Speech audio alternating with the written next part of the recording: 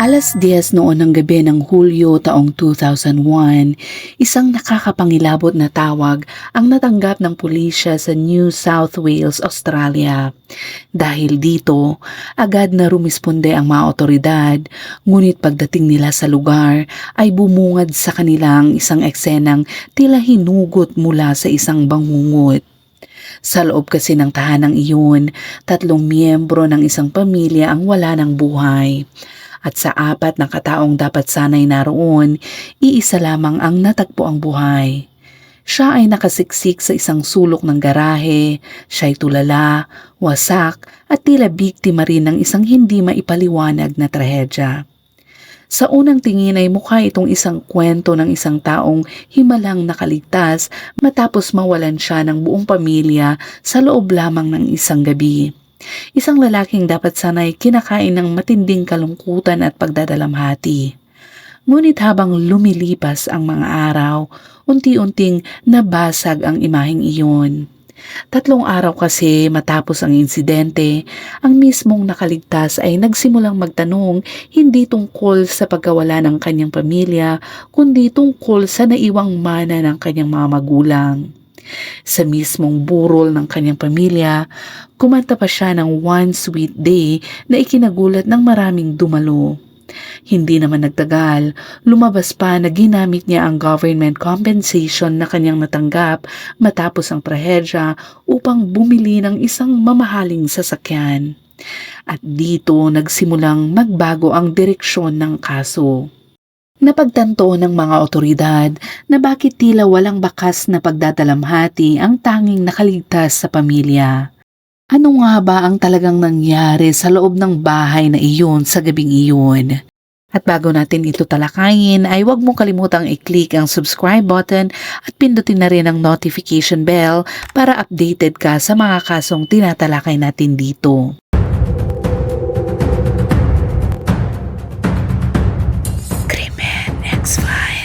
Matatagpuan ang mansyon ng pamilyang Gonzales sa 6 Collins Street sa North Ryde sa Australia. Isa itong 2 palapag na villa na may 4 na kwarto, 3 banyo, 2 parking space at malawak na damuhan. Talaga namang kahanga-hanga ang kanilang buong property. Noong taong 1999, binili ito ni Teddy Gonzales sa halagang 20,000 Australian dollars at agad itong pinaayos. Opisyal namang lumipat doon ang buong pamilya noong Disyembre taong 2000. Si Teddy ay isang matatag na lalaki na ipinanganak sa mahirap na pamilya sa Baguio City dito sa atin sa Pilipinas noong taong 1954. Siya ang ika-4 na anak sa pamilyang hirap pagkasyahin ang pang-araw-araw na gastusin, pero hindi kailanman sinisi ni Teddy ang kanyang kalagayan. Sa halip ay nagsumikap siya at matagumpay na nakapasok sa Law Faculty ng Baguio University. Habang papalapit siya sa pagtatapos, nakilala niya ang isang dalagang nagngangalang Mary Loiva Claridades. Siya isang junior student na 3 taon ang bata sa kanya. Nagkagustuhan silang dalawa sa unang pagkikita pa lamang. Si Mary na panganay sa kanilang pamilya ay mabait at mahinahon. Katulad ni Teddy, masipag din siya at noong taong 1977, ilang sandali matapos makapagtapos si Mary, ikinasal ang dalawa. Kahit abala si Teddy sa kanyang trabaho, nanatili siyang romantikong asawa para kay Mary. Madalas niyang sorpresahin si Mary ng bulaklak o candlelight dinner. Noong 16 ng Setyembre taong 1980, isinilang ang kanilang anak na si Seth Gonzales. May espesyal na kahulugan ang kanyang pangalan dahil ito isang sikreto na balak sana ni Teddy sabihin sa ika-21 kaarawan ni Seth. Makalipas ang 3 taon noong ika-9 ng Hulyo taong 1983, isinilang naman ang kanilang anak na babae na si Claudine.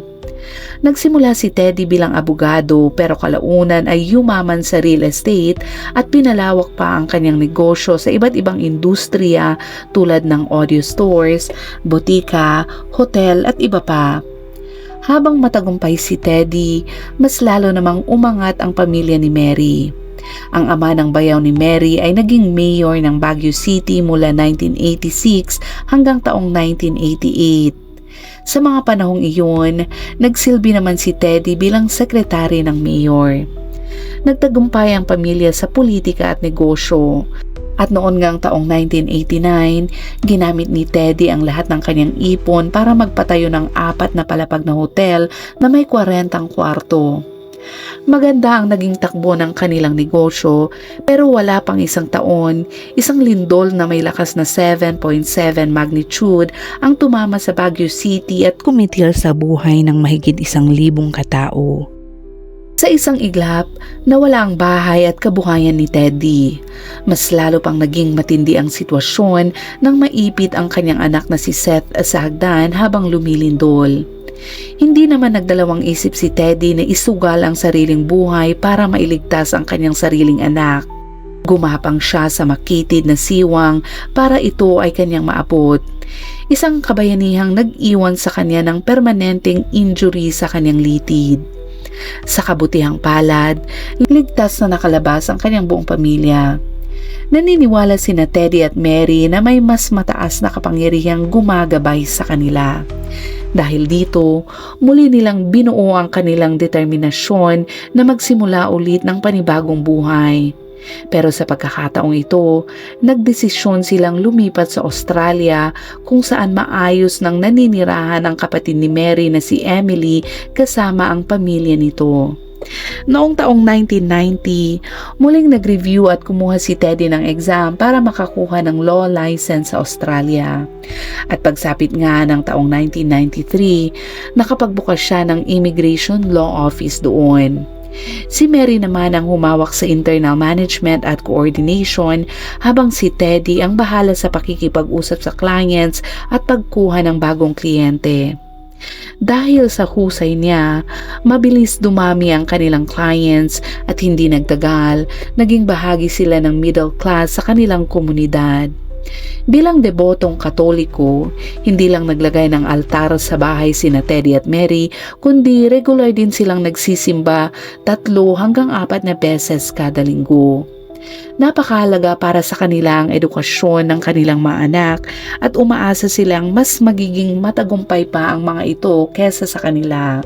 Dahil dito, wala silang inatrasan pagdating sa gastusin para sa pag-aaral ng kanilang mga anak.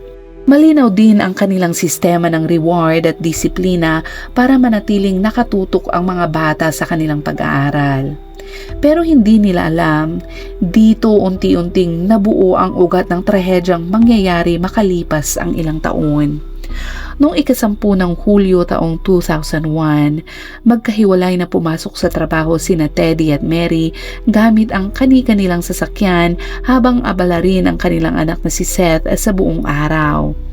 Sa umaga ay pumasok siya sa school at pagkatapos ay nagtungo sa law office ng kanyang ama noong hapon. Kinagabihan, may lakad pa siya kasama ang kanyang mga kaibigan. Samantala, ang kanilang anak na si Claudine ay nasa bahay lang habang ini-enjoy ang kanyang summer break. Nagbabasa siya at nakikipag-chat sa kanyang mga kaibigan.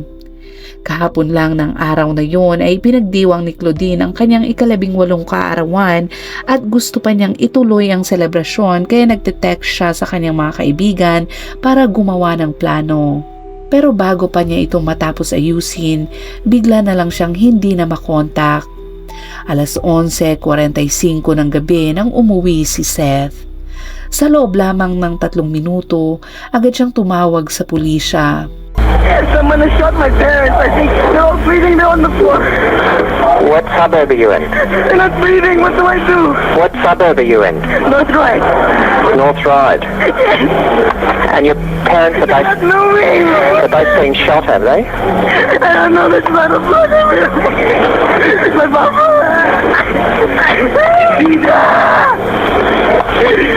Just hold on. Yeah, we will. We're sending the ambulance now. Help me. Pagkatapos noon, mabilis siyang tumakbo papunta sa bahay ng mga kapitbahay para humingi ng tulong habang sinasabing may nakita daw siyang 2 tao. Dahil sa takot, muli ring tumawag ng pulis ang mga kapitbahay. Nang makita nilang gusto pa ring pumasok ni Seth sa bahay, pinigilan siya ng isa sa kanila. Bigla namang sumigaw si Seth at marunong daw siyang mag-CPR. Bago pa niya matapos ang sasabihin, mabilis siyang tumakbo paloob ng bahay. Isang kapitbahay ang sumugal din sa sariling kaligtasan para sundan si Seth at hilahin ito palabas ng bahay. Kahit dumating agad ang mga pulis at medical personnel, ilang minuto lang ang lumipas, huli na ang lahat. Patay na si Teddy, 46, at si Mary na 43 noon. Kasama rin ang kanilang 18 taong gulang na anak na si Claudine. Natuklasan ng medical staff na walang sino man sa kanila ang binaril. Lahat sila ay pinatay gamit ang isang matulis na bagay at ang matinding sugat sa leeg ni Mary ang pinaka nakakagimbal sa lahat. Agad na nagpadala ng K9 unit para hanapin ang 2 anino na sinasabing nakita ni Seth. Pero marahil dahil sa ulan noong gabing iyon, hindi nakahanap ng kahit anong bakas ang mga aso. Nang makita si Seth na tuluyang bumagsak sa sahig sa sobrang dalamhati, nilapitan siya ni Senior Officer Mike para aliwin at magtanong tungkol sa anumang kakaibang nangyari bago ang insidente. Ikinwento ni Seth na pagkatapos daw ng birthday party ng kanyang kapatid kagabi noon, habang pauwi ang buong pamilya sakay ng sasakyan, inatake daw sila sa kalsada. May isang sasakyan daw na humarurot sa kanila at may sumigaw ng "Die you Asians." Ang pahayag na iyon ang agad nakakuha ng atensyon ni Mike. May nakita kasi siyang kakaibang sulat sa dingding ng crime scene, pero ngayon nagkaroon siya ng posibleng lead. Maaring ito ay isang target ng pag-atake laban sa mga Shano. 3:00 ng madaling araw ng Hulyo 11 taong 2001, ibinigay ni Seth sa pulisya ang detalye ng kanyang mga ginawa noong araw na iyon. Ipinaliwanag niya na sa oras ng krimen, nasa labas siya kasama ang mga kaibigan at hindi raw ito bigla ang lakad dahil planado na raw ito isang araw bago pa man. Dahil naman sa malinaw na alibay, tinanggal ng pulisya si Seth bilang suspect. Noong Hulyo 13 taong 2001, nagdao si Seth ng press conference at nag-alok ng 100,000 Australian dollars na pabuya daw para sa kahit anong lead sa kaso ng kanyang pamilya. To picture the 4 corners of the world. In my world, we were the 4. My family, friends, and myself would like to ask anyone out there to please help us. Pero habang lumalalim ang investigasyon, mas marami pang duda ang lumitaw. Ito ay nagsasabing hindi ito isang simpleng anti-Asian attack. Una ay halos 1,000 Australian dollars na cash ang naiwan at hindi ginalaw sa mga wallet ni na Teddy at Mary, kaya malinaw na hindi ito robbery. Ang bahay ay kapansin-pansin ding malinis at maayos kahit bukas ang mga aparador at drawer sa bawat kwarto at ang mga damit sa loob ay maayos ding nakalagay na parang nakadisplay lamang. Lahat ng 3 biktima ay brutal na pinatay at si Mary ay may matinding sugat sa kanyang lieg. Si Claudine ay may 7 saksak at maraming blunt force injuries na pinatunayan ng dent sa pader ng kanyang kwarto. 2 kutsilyo naman ang nawawala sa kusina at kalaunan ay natukoy na tugma ito sa mga sugat ng mga biktima. Ang 6 na aso sa bahay ay hindi nasaktan at nakakulong lang sa laundry room. Ang tanging palatandaan ng forced entry ay sa kusina pero walang fingerprint na nakita sa mga countertop. Lumabas din sa investigasyon na ang window frame ay sinadyang binasag palabas at hindi papasok. Iba-iba rin ang oras ng pagkamatay ng mga biktima at umabot ang buong pangyayari ng hindi bababa sa 3 oras. Matapos namang sukatin ang body temperature ng mga bangkay, natuklasan ng investigador na mas mababa ang temperatura ni na Claudine at Mary kumpara kay Teddy. Ibig sabihin, sila ang unang namatay. Ang dugong nakita sa briefcase at handbag sa crime scene ay nagpapakitang sinadyang inilagay ito doon pagkatapos at hindi basta nilaglag sa gitna ng struggle. Dahil dito, inilipat ng pulisya ang focus ng investigasyon. Ang una nilang hakbang ay alamin ang eksaktong oras ng pagkamatay ng bawat biktima. Sa pagsusuri ng mga huling tawag sa telepono, napag-alaman nilang malamang ay pinatay si Claudine sa pagitan ng alas 4:10 ng hapon at alas 4:30 ng hapon. Dahil ang uling text niya ay ipinadala ng alas 4:10 ng hapon at ang bukas na libro sa mesa niya ay nagpapakitang nag-aaral siya noon. Ang oras naman ng pagkamatay ni Mary, ang may bahay ay tinatayang bandang alas 5:30 ng hapon. Noong araw na iyon, umalis siya sa trabaho ng alas 4:50 ng hapon at nag-drive ng 30 hanggang 40 na minuto pa uwi. Malamang, pinatay siya agad pagpasok niya sa bahay na makikita sa sapatos na suot pa niya. Karaniwan, pag uwi niya, nagpapalit siya ng sapatos at inilalagay ang handbag sa isa sa dalawang specific na pwesto. Ang oras naman ng pagkamatay ni Teddy ay tinatayang bandang alas 7 ng gabi. Pagkatapos niyang umalis sa trabaho ng alas 6:23 ng gabi, tumawag siya ng 2 beses sa kanilang bahay. Malamang ay pinatay din siya agad pagpasok niya base sa suot niyang work attire at sa briefcase na nasa tabi pa niya. Kung ito ay anti-Asian attack, hindi maghihintay ng maayos ang salarin sa pag-uwi ng bawat miyembro ng pamilya. Hindi rin sila mag-iwan ng sandata at mapipilitang gumamit na lang ng anumang nasa loob ng bahay. Pagkatapos patayin ang lahat, ang salarin ay nakaligo pa base sa tubig na nakita sa sahig ng banyo. 6 na araw matapos ang insidente, muling tinanong ng pulisya si Seth para ikwento ng detalyado ang nangyari noong gabing iyon. Sa pagkakataong ito, may napansin silang mga hindi tugmang detalye sa kanyang salaysay. Sinabi nito na dumating siya sa harap ng bahay bandang alas 6 ng hapon pero hindi siya bumaba ng sasakyan dahil nakatanggap siya ng text mula sa mga kaibigan na na-delay daw ng 2 oras ang dinner. Dahil umuulan noon, hindi na siya pumasok sa loob at tumawag na lang daw sa landline ng bahay pero walang sumasagot. Pagkatapos, pumunta siya sa ibang lugar para makipagkita sa ibang kaibigan sa Blacktown at ito isang bayan na 28 na kilometro ang layo doon. Dahil lumipat lang daw ang kaibigang ito, 2 oras siyang naghanap ng bagong address pero hindi niya daw ito nakita. Nakita niya ang kaibigan niya bandang alas 8 ng gabi at doon sila nag-dinner at nag-video games. Sinabi din nito na umuwi siya ng alas 11:45 ng gabi at saka tumawag sa pulis. Binigyang diin niya nang makita niya ang kapatid niyang si Claudine na duguan at sinubukan niyang magbigay daw ng first aid. Pero ang pahayag na hindi niya mahanap ay ang bagong address ng kaibigan matapos ang 2 oras na paghahanap ay malinaw na hindi makatwiran. Bukod pa rito, direktang sumalungat ang forensic report sa ikalawang pahayag ni Seth. Matagal nang patay si Claudine bago pa siya matagpuan, kaya imposible na siya ay dumudugo pa o buhay pa ang puso niya. Bukod dito, wala ring anumang palatandaan na sinusubukan siyang bigyan ng CPR sa kanyang katawan. Binanggit din ni Seth na may nakita siyang 2 anino pero matapos ang ilang reenactment ng pulis sa pinangyarihan, napag-alaman nila na ang ingay na dulot ng pagpasok ni Seth sa garahe at bahay ay sapat na para maalerto ang sinumang intruder. Ibig sabihin, may oras silang tumakas agad. Kaya ayon sa pulis, halos imposible na may makita pa si Seth na tao roon kung meron man talaga. Dito nagsimulang maghinala ang pulisya na si Seth, ang tanging nakaligtas sa pamilya, ay posibleng may malalim na kinalaman sa krimen. Sinimulan nilang halugugin ang kanyang kwarto at nakakita sila ng damit na may bakas ng blue paint na tumutugma sa sulat sa dingding ng crime scene. Kinumpiska rin nila ang kanyang computer at isang walang lamang shoebox. Sa pagbili ng kaparehong pares ng sapatos, ikinumpara ito ng pulisya sa bloody footprint sa lugar at nagmatch nga ito.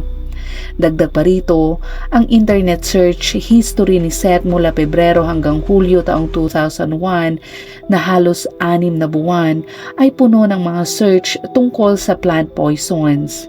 Dahil sa lead na ito, natuklasan ng pulis na bumili si Seth ng highly toxic plant seeds noong Hunyo 24, bagamat hindi pinahintulutang ilabas ang eksaktong pangalan ng halaman dahil sa utos ng gobyerno. Aksidente o hindi, 1 linggo bago ang krimen noong Hulyo 3, na-ospital si Mary dahil sa matinding sakit ng kanyang tiyan at diarrhea at kinailangan ng emergency care sa loob ng 1 araw bago gumaling ang kanyang kondisyon.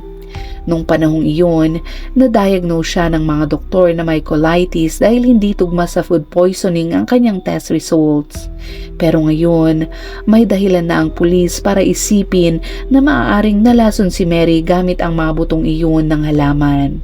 Noong 3 ng Agosto sa 2nd police interrogation ni Seth, sinabi niya na binili niya ang mga toxic seeds dahil siya raw ay broken-hearted at nawalan ng gana sa buhay. Isa na namang palusot na hindi ka panipaniwala. Pero dahil wala pang direktang ebidensya, hindi pa rin maaaring kasuhan siya ng pulis. Dahil doon, pinakawalan muna siya pero kasabay nito ay minamanmanan ang kanyang telepono at gumawa ang mga pulisya ng undercover strategy para hulihin siya. Hindi lang pulis ang nagduda kay Seth, maging ang mga kaibigan at pamilya ay napansin na may mali sa kanya. Halimbawa na lamang ay noong araw ng press conference, sinadya niyang makipagkita sa family accountant para magtanong tungkol sa mana. Kinanta niya ang kantang One Sweet Day na ikinagulat ng mahigit 300 na bisita doon. Pagkatapos noon, lumipat siya sa isang luxury apartment at ginamit ang government compensation para iparenovate ang sasakyan ng kanyang ina. 2 buwan naman matapos ang insidente, nagsinungaling si Seth na may brain cancer siya at kailangan daw niya ng 190,000 Australian dollars para sa kanyang operasyon. Nagpadala pa siya ng pekeng medical documents sa mga kamag-anak para makapahingi ng pera. Pero ang mga pekeng dokumentong iyon ay napunta sa kamay ng mga pulis. Dahil dito, hindi lang siya nabigyan ng $190,000 kundi nasuspend din ang kanyang government compensation. Naubusan ng pera si Seth kaya nagsimula siyang magbenta ng mga alahas, relo at 2 sasakyan ng kanyang mga magulang. Nang may pera na siya, agad siyang bumili ng Lexus na nagkakahalaga ng 173,000 Australian dollars. Napansin ng salesperson na may kakaiba at binalaan siya na mahal ang sasakyan na iyon. Pero diretsahang sumagot si Seth na wag daw silang mag-alala at meron daw siyang na-inherit na pera. Si Emily naman na tiyahin ni Seth ay may kakaibang karanasan rin noong gabi ng krimen. Bandang 6:00 daw ng hapon habang sinusundo ang anak niya sa school, dumaan siya sa bahay ng kanyang kapatid. Napansin daw niyang nakapark ang kotse ni Seth sa garahe pero madilim at tahimik ang buong bahay. Kumatok daw si Emily ng 3 beses pero walang sumasagot. Balak na daw sana niyang libutin ang gilid ng bahay para sumilip pero may nakita siyang gumagalaw sa loob. Sa una ay akala daw niya ay coat rack lang ito pero napansin niya na may 6 na aso ang bahay pero wala siyang narinig na kahit isang tahol. Habang iniisip niya ito, mas lalo siyang kinabahan kaya umuwi na lang siya kasama ang kanyang anak. Tandang-tanda daw niya na hindi pa nagsisimulang umulan noon. Bukod kay Emily, ang kapatid ni Mary, isang client ni Teddy, ay nakakita rin ng kotse ni Seth. Dumaan siya para mag-deliver ng documents bandang 4:15 hanggang 4:30 ng hapon at nakita niya ang kotse ni Seth sa garahe. Ang kotse ay isang blue Ford na madaling makilala. Pagkalipas ng 2 buwan mula sa krimen, nagsimulang magbunga ang undercover operations ng mga pulis. Isang undercover officer ang nakipagkaibigan kay Seth sa pamamagitan ng pagpuri sa kanyang fashion sense. Habang lumalalim ang kanilang pagkakaibigan, sinadya ng officer na magyabang na may informant siya sa police station. Nahulog si Seth sa patibong at hiniling sa officer na alamin ang impormasyon tungkol sa kaso ng kanyang pamilya. Ayon sa utos, sinadya ng undercover officer na sabihin kay Seth na may nakakita raw sa kanyang kotse na nakapark sa garahe bandang 4:00 ng hapon noong nangyari ang krimen sa kanyang pamilya. Gusto ng pulis na makita kung paano mag-react si Seth at kung paano niya susubukang pagtakpan ito. At totoo nga ang kanilang hinala. Pagkatapos malaman ito, tahimik na nagsimulang gumawa si Seth ng panibagong alibay. Pagsapit ng Enero taong 2002, diretsahan niyang hinarap ang pulis at binago ang kanyang kwento. Actually daw ay dumating daw siya sa bahay bago mag 4:30 pero hindi daw siya pumasok. Sumakay daw siya ng taxi papunta sa isang brothel para mag-unwind. Sinabi din niya na hindi niya ito agad sinabi dahil nahihiya daw siya. Pero hindi niya alam, naka-wiretap ang kanyang telepono. Paulit-ulit siyang tumatawag sa brothel at nagtatanong kung may CCTV daw ba sila o kung gaano daw sila katagal bukas o may kopya daw ba sila ng guest registry. Lahat ng usapan na iyon ay na-record ng pulis. Ang mas mahalaga pa doon ay ang prostitute na tinutukoy ni Seth ay nakalive ng 1 linggo at wala roon sa mga araw na iyon. Nang mabuking ang kanyang kasinungalingan, sinabi ni Seth na baka nagkamali lang siya ng tao. Naghanap pa siya ng taxi driver na tetestigo para sa kanya. Pero kalaunan, natuklasan na binayaran lang siya ni Seth ng $50 para gumawa at pumirma ng peking statement. Sa puntong ito, kumpiyansa na ang pulisya na si Seth nga ang may kagagawan ng krimen pero kailangan pa rin nila ng mas matibay at konkretong ebidensya bago siya tuluyang masampahan ng kaso. Ang nakapagtataka ay ang mahalagang ebidensyang matagal na nilang hinahanap ay hindi nila sinadya kundi mismong si Seth ang nakapagbigay. Matapos marinig naman ang sensitibong impormasyon mula sa undercover officer tungkol sa umano'y nakakita sa kanyang kotse bandang 4:30 ng hapon, tuluyang naniwala si Seth na may impormante ang officer sa loob ng police department. Dahil dito, hiniling niya sa officer na kumuha pa ng karagdagang impormasyon at isinama pa niya ang isang sketch ng crime scene na siya mismo ang gumuhit. Kasama sa sketch ang maingat na inilagay na oras ng pagkamatay ng bawat biktima. Mahalagang tandaan na hindi kailanman inilabas ng pulisya sa publiko ang detalye ng oras ng pagkamatay nila. Bukod sa pulisya, tanging ang salarin lamang ang posibleng nakakaalam ng mga detalyeng ito. Dagdag pa rito ay ang sulat kamay sa sketch ay tumugma sa writing na nakita sa crime scene. Kapansin-pansin din na bago pa siya opisyal na maaresto, may isang pangyayaring tila planado o ginawang eksena ang naganap. Noong gabi ng Hunyo 2 taong 2002, nakatanggap ang pulis ng ulat na umano'y pananakit bandang 8:30 ng gabi. Pagdating nila sa lugar, nakita nila si Seth na nakahandusay sa isang kanal na may maliliit na sugat sa mukha. Ayon kay Seth, may naglagay raw ng plastic bag sa ulo niya at inatake siya pero hindi niya matukoy kung sino ang gumawa. Pero matapos siyang suriin ng doktor, lumabas na wala siyang anumang serious na head injuries. Ang mahinang eksenang ito ang nagbigay sa pulis ng panibagong lead. Binanggit din ni Seth ang executor ng will na siya palang lola niya. Lumabas na noong Pebrero 23 taong 1998, gumawa sina Teddy at Mary ng joint will. Ayon sa will, kapag namatay ang isang asawa, ang natirang buhay ang magmamana ng lahat ng assets. Pero kung pareho silang mamatay, hahatiin lahat ng mga ari-arian kina Seth at Claudine. Ang lola ang itinakdang executor ng will, kaya nag-alala ang pulis na baka may susunod pang plano si Seth. Posibleng gagawa ng panibagong eksena kung saan maaaring mapagmistulang aksidente ang pagkamatay ng kanyang lola. Dahil dito, hindi na maaaring patagalin pa ang investigasyon. 8:00 ng umaga noong Hunyo 13 taong 2002, isinilbi ng pulis ang warrant of arrest kay Seth sa kasong murder. Matapos naman ang kanyang pag-aresto, unti-unting lumabas ang mas malalim na detalye tungkol sa pamilya. Mga detalye na nagbigay liwanag sa posibleng dahilan kung bakit nagawa ni Seth ang ganoong karumal-dumal na krimen sa sarili niyang pamilya. Noon, si Teddy at Mary ay walang tigil na nagsikap hanggang sa maabot nila ang buhay na matagal nilang pinangarap matapos ang maraming taon ng paghihirap. Nakalikom sila ng yaman na humigit kumulang 1.5 million Australian dollars. Hindi lang sila mahigpit sa sarili kundi lalo na sa kanilang mga anak. Lumaki si Seth na labis ang paghahangad ng papuri at pagkilala ng kanyang mga magulang. Ang inaasahan ng kanyang mga magulang ay magiging cardiac surgeon siya habang ang kapatid niya ay inaasahang maging teacher.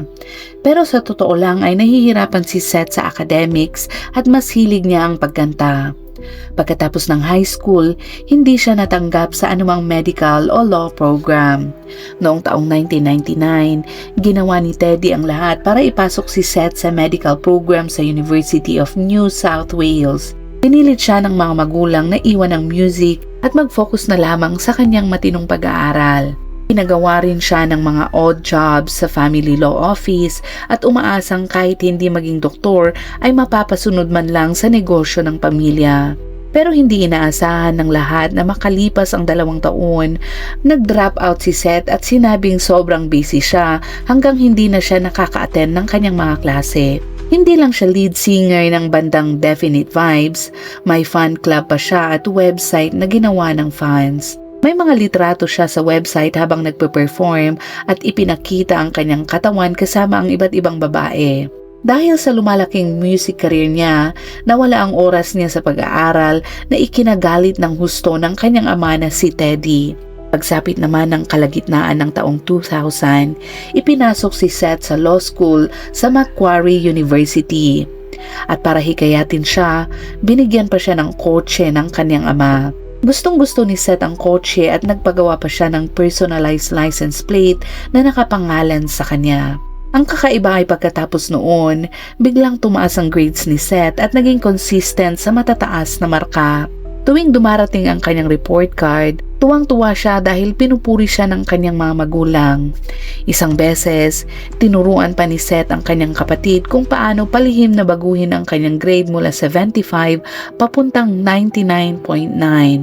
Pero agad siyang pinagalitan ng kanyang mga magulang at sinabihang kung hindi siya magfo-focus sa pag-aaral ay kukunin daw ang kanyang kotse. Hindi lang iyon ang ibinunyag ng kapatid niya tungkol sa kanya. Dahil si Seth ay may isa pang lihim. Matagal nang may problema si Seth sa bedwetting. Kahit nasa hustong gulang na siya at tuwing nangyayari ito, ang kanilang ina na si Mary ang naglalaba ng kanyang damit at kumot. Minsan sinasabihan siya ng kanyang ina na magpatingin sa psychologist. Ang nakakahiya sa sitwasyong ito ay naging dahilan ng pang-aasar sa loob ng kanilang pamilya at posibleng ito ang nagdagdag sa pagbuo ng ideya ng pagkalason sa kanyang isip. Siyempre ay mahigpit din ang mga magulang niya sa kanyang kapatid. Nang malaman nilang may boyfriend siya sa murang edad, agad nila itong ipinadala sa Melbourne para tapusin niya doon ang kanyang high school. Si Seth pa mismo ang tumulong sa magulang niya sa pamamagitan ng pagpapadala ng mga threatening email sa boyfriend ng kanyang kapatid para lamang maputol ang kanilang relasyon. Nagkataon naman na sa katapusan ng Mayo taong 2001, ang girlfriend ni Seth na 2 linggo pa lang ay gustong makipaghiwalay na sa kanya. At para maibalik ito, binigyan niya ito ng necklace at nangakong ipapakilala siya sa kanyang mga magulang. Pero gaya ng inaasahan, nauwi ito sa kaparehong parusa na naranasan ng kanyang kapatid. Nang subukan ni Seth na lumaban, sinabi sa kanya ng kanyang ina na kung babalik ka sa babaeng iyon ay hindi na daw siya tatanggapin ng kanilang pamilya. Dito unti-unting napagtanto ni Seth na lalo niyang nawawala ang kanyang kontrol sa kanyang sariling buhay. Palagi siyang binabantaan ng kanyang pamilya na mawawalan siya ng kotse, puputulin ang suporta sa kanya o tuluyang iaalis sa mana.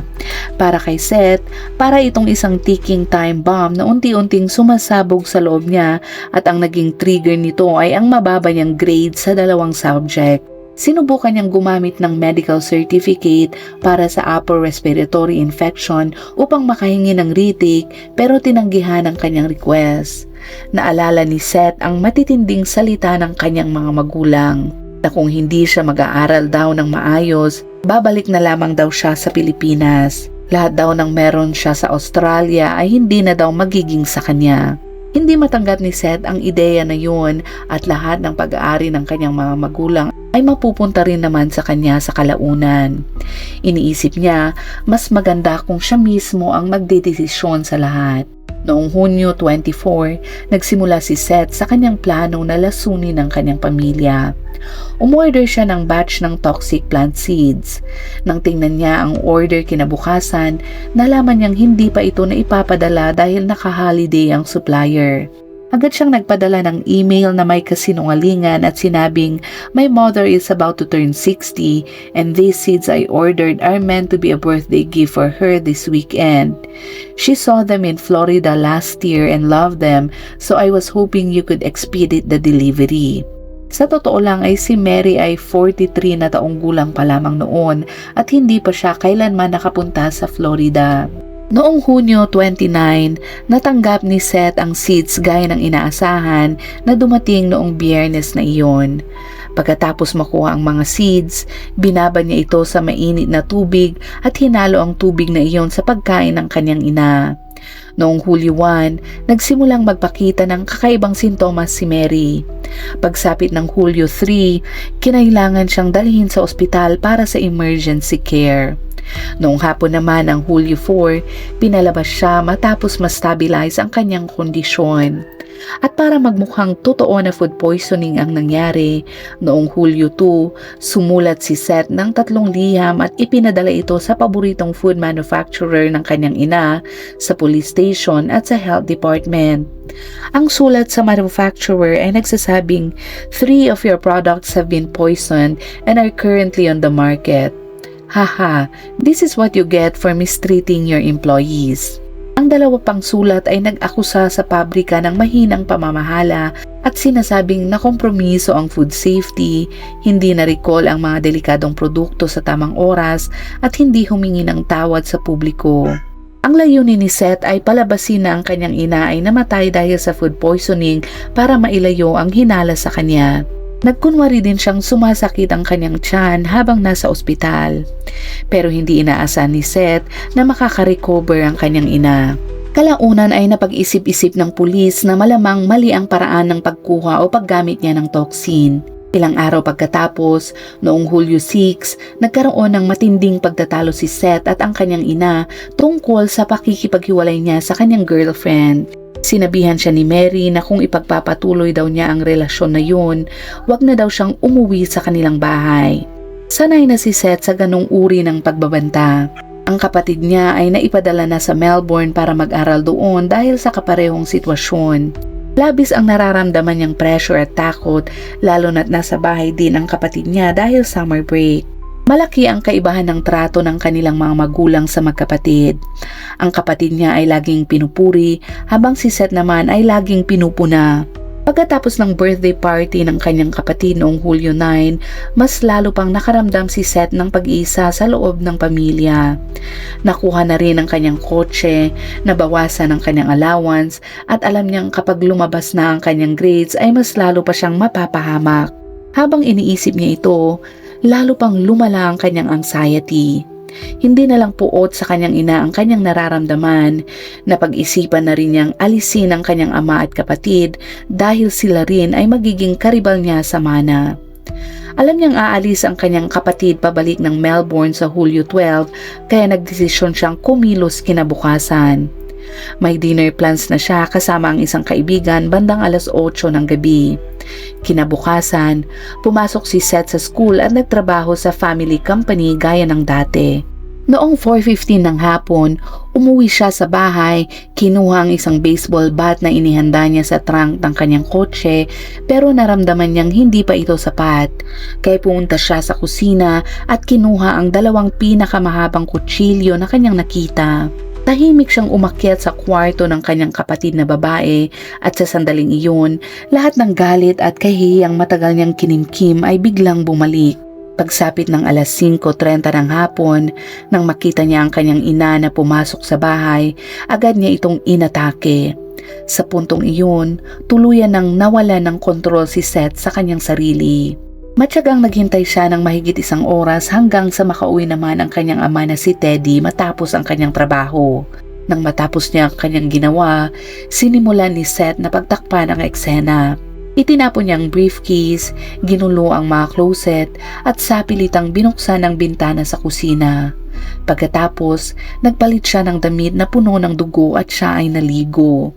Sinubukan din niyang palabasin na isa itong racially motivated attack sa pamamagitan ng pag-spray ng racist na salita sa mga dingding. Pero ang bakas ng pintura sa jacket ni Seth ang naging palatandaan na nag-uugnay sa kanya sa crime scene. Ito ang naging pangunahing ebidensya laban sa kanya. Pagsapit ng alas 7 ng gabi, itinapon niya ang mga ginamit na sandata at pagkatapos ay nakipagkita sa kaibigan gaya ng kanilang napag-usapan. Nag-dinner sila sa Planet Hollywood at naglaro ng arcade games hanggang matapos ang alas 11 ng gabi. Desperado si Seth na may makakadiskubre sa nangyari sa kanyang pamilya habang wala siya sa kanilang bahay para magkaroon siya ng perpektong alibay.